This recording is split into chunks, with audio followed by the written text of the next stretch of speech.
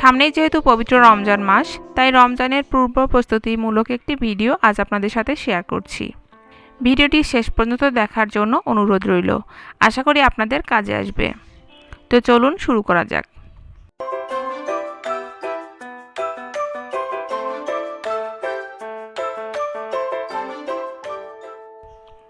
ইফতারের প্রধান আকর্ষণ হচ্ছে ড্রিঙ্কস।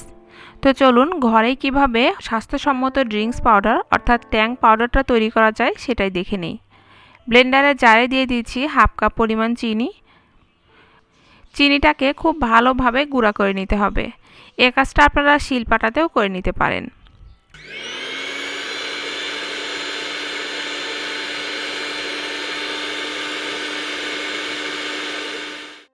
চিনিটা যখন একদম মিহি হয়ে যাবে তখন এর মধ্যে দিয়ে দিচ্ছি 2 টেবিল চামচ গ্লুকোজ,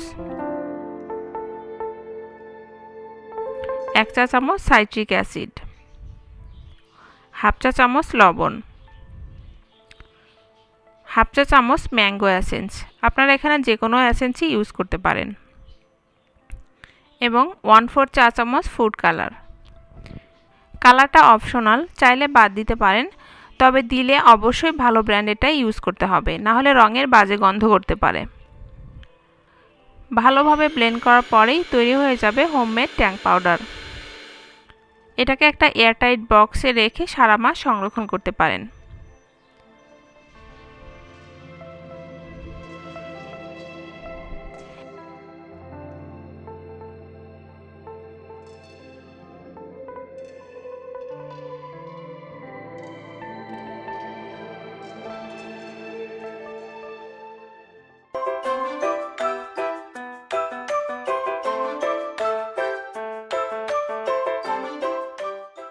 ইফতারের প্রয়োজনীয় আরেকটি উপাদান বেসন। যদিও বাজারে অ্যাভেলেবল বেসন পাওয়া যায়, কিন্তু সেটা স্বাস্থ্যসম্মত হয় না। অনেক সময় পোকা ধরা কিংবা নষ্ট ডাল দিয়েই এই বেসনটা তৈরি করা হয়। আজ আমি আপনাদের বাজারের তুলনায় কম খরচে ঘরে স্বাস্থ্যসম্মত বেসন তৈরি করে দেখাবো। এখানে 1 কাপ অ্যাঙ্কারের ডাল ঘন্টাখানেক রোদে শুকিয়ে ঝরঝরে করে নিয়েছি। রোদে দিলে বেসনে পোকা ধরানোর কোনো সম্ভাবনা থাকে না। আর এখানে নিয়েছি হাফ কাপ ছোলা বুটের ডাল। আপনারা শুধু বুটের ডাল দিয়েই করতে পারেন, তবে বাজারে সাধারণত অ্যাঙ্কারের ডাল দিয়েই করা হয়। অ্যাঙ্কারের ডালটাকেও বাটির মধ্যে দিয়ে দিচ্ছি। চাইলে এখানে 2 টেবিল চামচ পোলাওয়ের চালও ইউজ করতে পারেন, তবে এটা অপশনাল। ডালগুলোকে একটা মিক্সার গ্রাইন্ডারে নিয়ে নিচ্ছি।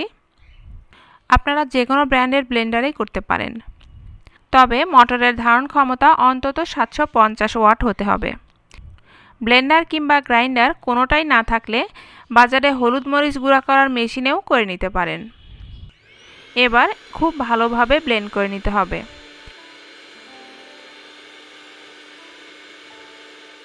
ব্লেন্ড করা হয়ে গেলে ঢাকনাটা খুলে দেখাচ্ছি।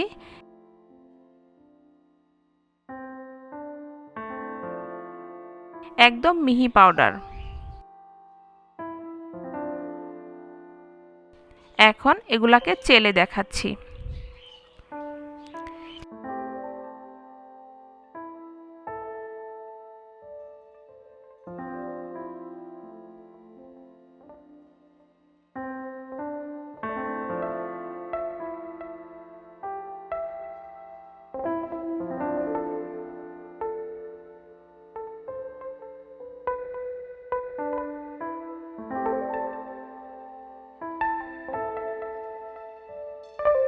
এবার এটাকে এয়ারটাইট বক্সে ভরে দীর্ঘদিন পর্যন্ত সংরক্ষণ করতে পারেন।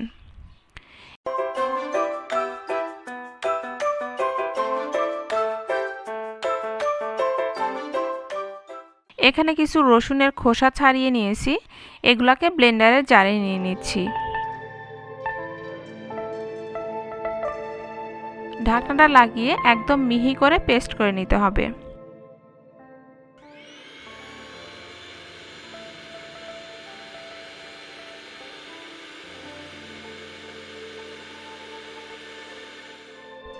যখন একদম মিহি পেস্ট হয়ে যাবে তখন একটা আইস বক্সে ঢেলে নিতে হবে।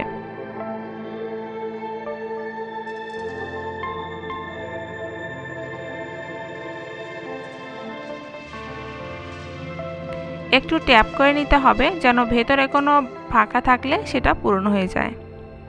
এবার এটাকে ডিপ ফ্রিজে রেখে দিব।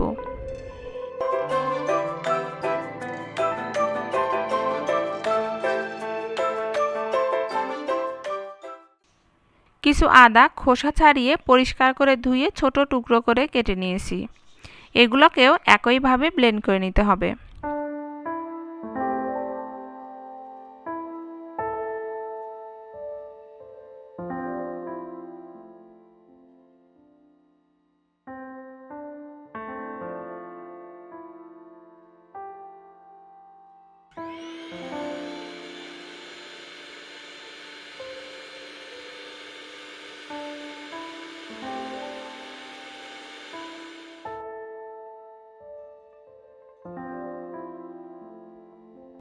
ব্লেন্ড করা হয়ে গেলে আইস বক্সে রেখে সেট করে নিতে হবে।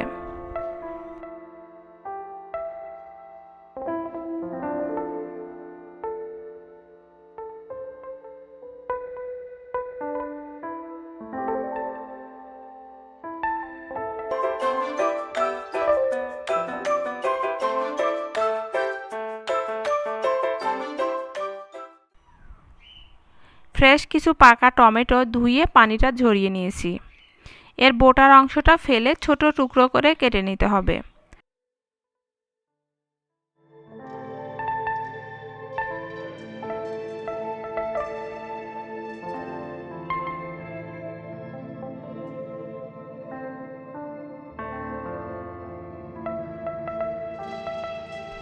কাটা হয়ে গেলে পলি ব্যাগে ভরে ডিপ ফ্রিজে রেখে দিব।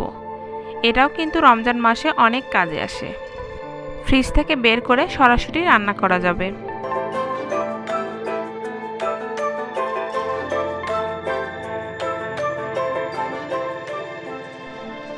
এবার কিছু ধনেপাতা পরিষ্কার করে ধুয়ে পানিটা ঝরিয়ে নিয়েছি।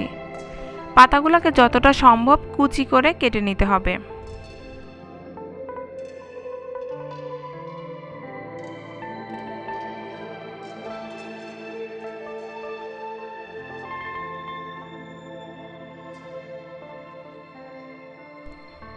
কাটা হয়ে গেলে পলি ব্যাগে ভরে ডিপ ফ্রিজে রেখে দিব। আর রান্নার সময় সরাসরি ডিপ ফ্রিজ থেকে বের করে রান্নায় ইউজ করা যাবে।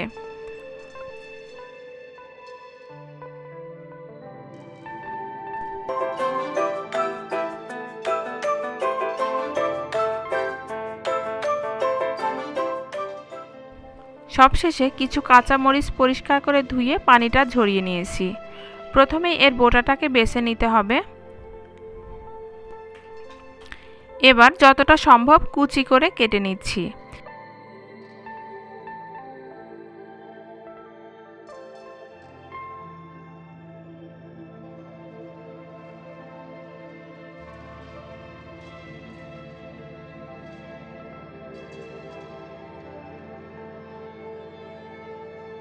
কাটা হয়ে গেলে পলি ব্যাগে ভরে ডিপ ফ্রিজে রেখে দিব। তো ভিউয়ার্স, ভিডিওটি আপনাদের বিন্দুমাত্র কাজে আসলে প্লিজ চ্যানেলটি সাবস্ক্রাইব করে পাশেই থাকবেন। ধন্যবাদ।